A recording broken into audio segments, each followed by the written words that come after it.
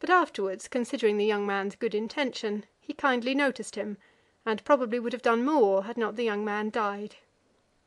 In his preface to Shakspeare, Johnson treated Voltaire very contemptuously, observing upon some of his remarks, "These are the petty criticisms of petty wits."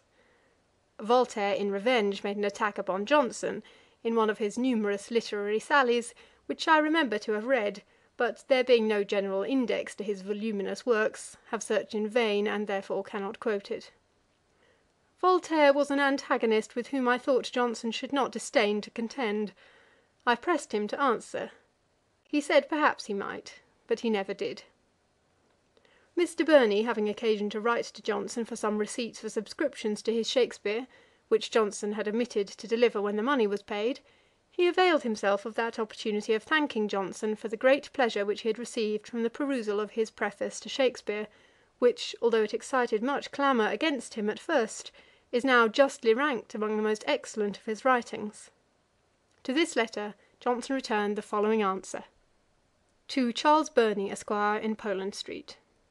Sir, I am sorry that your kindness to me has brought upon you so much trouble, though you have taken care to abate that sorrow by the pleasure which I receive from your approbation. I defend my criticism in the same manner with you.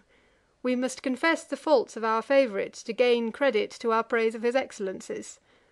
He that claims, either in himself or for another, the honours of perfection, will surely injure the reputation which he designs to assist. Be pleased to make my compliments to your family.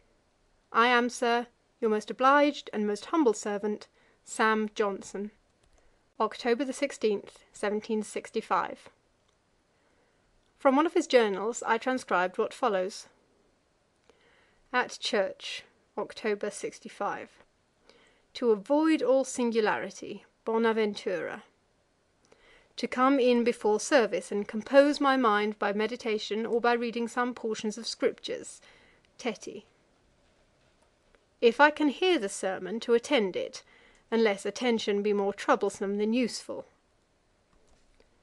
To consider the act of prayer as a reposal of myself upon God, and a resignation of all into his holy hand.